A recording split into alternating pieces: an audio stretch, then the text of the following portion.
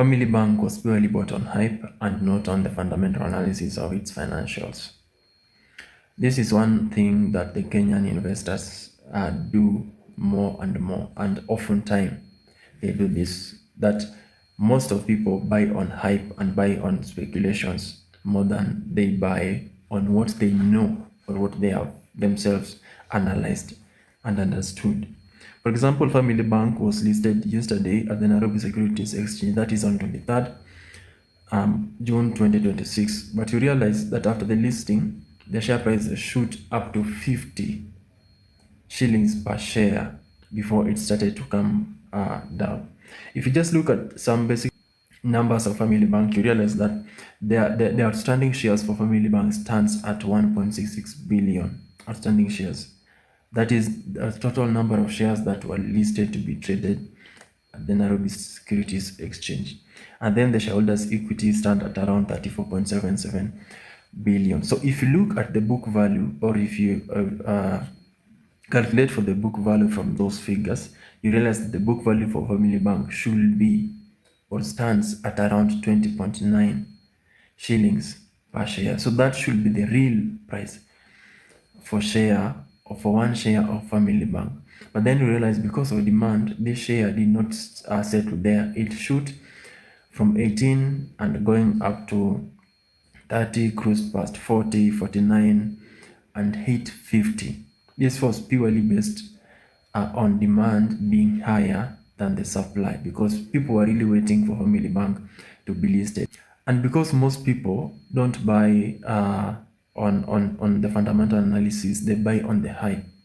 And sometimes they don't understand the movement of the share price. They just buying, and they had this thought of maybe it is going to go to still go up past 50, and they are going to maybe make money, and the bank will grow and all that.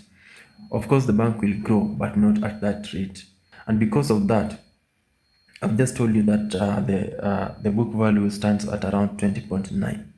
So the share price should be lingering somewhere around there. But as of today, the share price stood at 24.46, I think. 24.46, I think you can check. That is the share price. You see, it's not that much out of from 20.9. So for the person who has not bought Family Bank, or the person who bought Family Bank at a fair price, maybe at 20, at 18, at 19 there, or even at 22, the bank has a potential of growing, and it can really grow. But this will take time, and you realize that there won't be a crazy demand such as was yesterday at the time of listing. So the price might rise, but it will be slow, because Family Bank is not even at the level of, it's not a tier 1 bank. It's not at the level of Equity and Cooperative and all that. It's a tier 2. I think it's a tier 2 bank. So that means it has the potential to grow, but still not at that level of bigger banks.